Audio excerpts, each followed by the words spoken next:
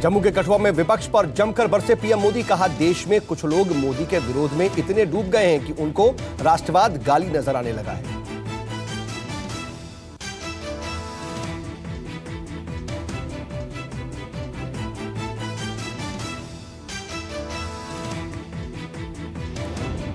PM Modi ने कहा, महामिलावटी और उनके राग दरबारी आए दिन सवाल पूछते हैं कि मोदी राष्ट्र रक्षा की बात क्यों करता है।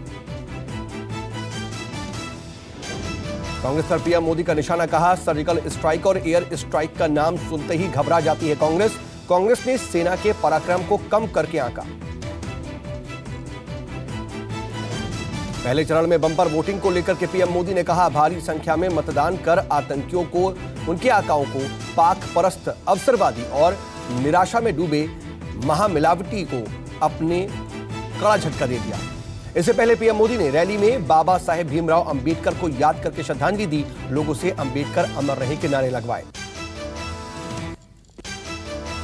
कठुआ के बाद यूपी के अलीगढ़ में चुनावी सभा को संबोधित करेंगे पीएम मोदी। नुमाइश मैदान में होगा पीएम मोदी की जनसभा का आयोजन। अलीगढ़ जाते वक्त आगरा एयरपोर्ट पर भी थोड़ी देर के लिए रुकेंगे पीएम मोदी। इस दौरान चुनिंदा बीजेपी नेताओं से करेंगे मुलाकात। अलीगढ़ के बाद मुरादाबाद में चुनावी रैली को संबोधित करेंगे पीएम। मझोला के बुद्धि विहार में करेंगे जनसंकल्प रैली को संबोधित। मुरादाबाद में शाम 4:15 बजे रैली को संबोधित करेंगे पीएम। शाम 5:15 बजे वापस दिल्ली के लिए हो जाएंगे रवाना। पीएम की सभी रैलियों की तैयारी पूरी। केंद्रीय मंत्री अश्विनी चौबे का बिहार की पूर्व सीएम राबड़ी देवी पर विवादित बयान। सीतामढ़ी में चौबे ने कहा, राबड़ी जी घूंघट में ही रहे तो अच्छा है। अश्विनी चौबे पर राबड़ी देवी का पलटवार। कहा, बीजेपी का नारा है बेटी बचाओ बेटी पढ़ाओ, लेकिन ये तो बेटियों का अपमान है, ये सभी महिलाओं का अपमान है। राबड़ी देवी ने अश्विनी चौबे से पूछा कि क्या बीजेपी के महिला नेताओं को भी वो ऐसे ही घूंघट में रहने की बात कहेंगे? क्या वो अपनी पार्टी की महिला नेताओं को भी घर बैठने की सलाह देंगे? हरदोई से बीजेपी नेता नरेश अग्रवाल का अखिलेश मायावती पर तंज। कहा, 23 मई को गिनती के बाद 24 मई को मायावती तोड़ देंगी महागठबंधन। नरेश अग्रवाल ने कहा कि 24 मई को मायावती कहेंगी कि मैं गठबंधन तोड़ती हूं, मुसलमानों और अहीरों ने धोखा दिया।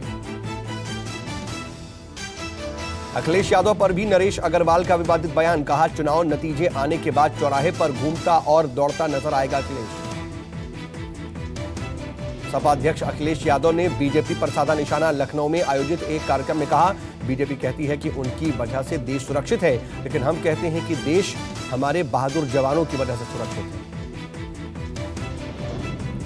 बसपा ने यूपी के लिए 16 और उम्मीदवारों के नाम का ऐलान किया। गाजीपुर से केंद्रीय मंत्री मनोज सिन्हा के खिलाफ अफजाल अंसारी को टिकट।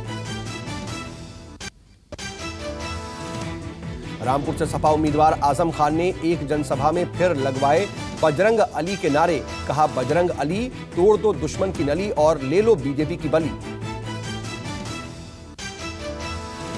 आजम खान ने जनसभा में बजरंग अली नाम देने पर दिया तर्क। कहा, बीजेपी एमएलसी बुक्कल नवाब कहते हैं कि बजरंग बली मुसलमान थे, तो फिर बजरंगी बजरंग बली कैसे हो, इसलिए मैंने नया नाम दिया है बजरंग अली। आजम खान के बयान पर रामपुर से ही बीजेपी प्रत्याशी जयाप्रदा का पलटवार। कहा, भगवान हो, मायावती हो या फिर मुलायम हो, आजम खान किसी को भी नहीं छोड़ते। एक चुनावी सभा में जयाप्रदा का आजम खान पर आरोप। कहा, आजम खान को मैंने भाई कहा, लेकिन उन्होंने मुझे जलील किया। जयाप्रदा ने रामपुर छोड़ने को लेकर के कहा कि मैंने नेताजी को भी बताया था कि मेरी असली तस्वीरें रामपुर में घुमा रहे हैं, मुझे बचाएं, लेकिन किसी ने मेरी नहीं सुनी, इसलिए रामपुर छोड़ा। एआईएमआईएम चीफ असदुद्दीन ओवैसी का पीएम मोदी और बिहार के सीएम नीतीश कुमार पर विवादित बयान। पीएम मोदी और नीतीश को ओवैसी ने बताया लैला मजनू। बिहार के किशनगंज में शनिवार को आयोजित रैली में ओवैसी ने पीएम मोदी और नीतीश कुमार की जोड़ी को बताया लैला मजनू। कहा, इनकी दास्तां जब लिखी जाएगी तो मोहब्बत नहीं, नफरत के लिए लिखी जाएगी। आरएलडी अध्यक्ष अजीत चौधरी के बेटे जयंत चौधरी का पीएम मोदी और सीएम योगी को लेकर के विवादित बयान। कहा, इन दोनों का एक ही नारा है, हमारा घर नहीं बसा तो किसी और का भी नहीं बसने देंगे। शनिवार को बुलंदशहर में एक जनसभा को संबोधित करते हुए जयंत ने कहा, नौकरी नहीं तो युवाओं को छोकरी भी नहीं मिलेगी। बाबा साहेब भीमराव अंबेडकर की जयंती पर पीएम मोदी ने बाबा साहेब को श्रद्धांजलि दी। संसद भवन परिसर में उनके चित्र पर श्रद्धा सुमन अर्पित किए। संसद भवन परिसर में आयोजित कार्यक्रम में राष्ट्रपति रामनाथ कोविंद ने भी बाबा साहेब को श्रद्धांजलि दी। उपराष्ट्रपति वेंकैया नायडू ने भी बाबा साहेब को दी श्रद्धांजलि। बीजेपी अध्यक्ष अमित शाह, कांग्रेस अध्यक्ष राहुल गांधी, बसपा सुप्रीमो मायावती और सपा अध्यक्ष अखिलेश यादव ने भी ट्वीट करके बाबा साहेब को याद किया। बेंगलुरु में कर्नाटक के CM HD Kumaraswamy, deputy CM G Parameshwara और मंत्री प्रियंका खड़गे समेत तमाम नेताओं ने दी डॉक्टर भीमराव अंबेडकर को श्रद्धांजलि। दिल्ली के कॉन्स्टिट्यूशन क्लब में आज विपक्षी दलों के नेता करेंगे मुलाकात। ईवीएम के मुद्दे पर बनाएंगे साझा रणनीति। टीडीपी अध्यक्ष चंद्रबाबू नायडू ने उठाए हैं ईवीएम पर सवाल। 50% वोट के वीवीपैट से मिलान की उठाई है मांग। केंद्र पर लगाया है चुनाव के कामकाज में दखल देने का आरोप। लोकसभा चुनाव के पहले चरण से ही विपक्ष उठा रहा है ईवीएम पर सवाल। टीडीपी अध्यक्ष चंद्रबाबू नायडू ने शनिवार को की चुनाव आयोग में शिकायत। बोले, पहले चरण के मतदान के दौरान आई 4583 ईवीएम में खराबी। चंद्रबाबू नायडू ने की थी 150 पोलिंग स्टेशन पर फिर से मतदान कराने की मांग। चुनाव आयोग पर लगाया पीएम मोदी के इशारे पर काम करने का आरोप।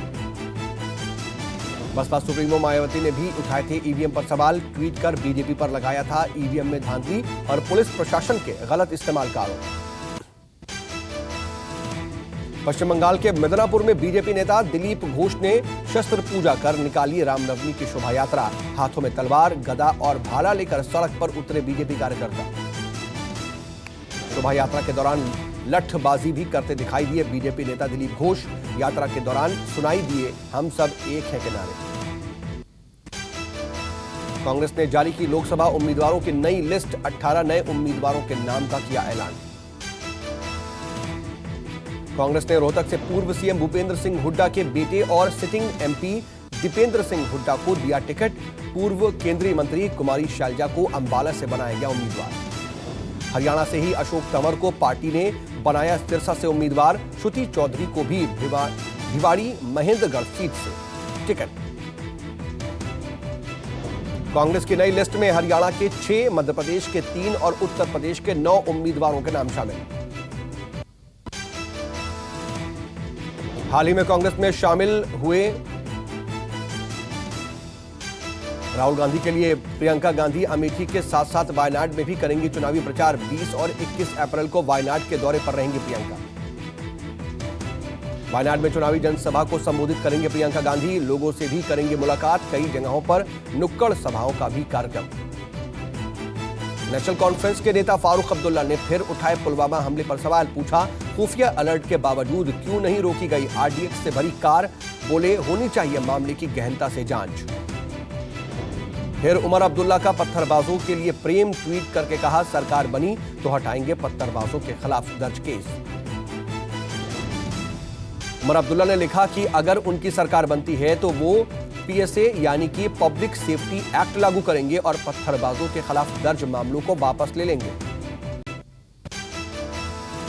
दिग्विजय सिंह के खिलाफ बीजेपी भोपाल से साध्वी प्रज्ञा ठाकुर को उम्मीदवार बना सकती है। शिवराज सिंह के विदिशा से चुनाव लड़ने की खबर।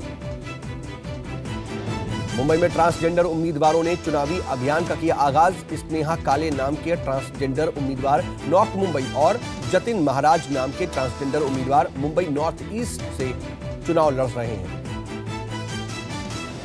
मुंबई में एमएनएस कार्यकर्ताओं का नया नारा।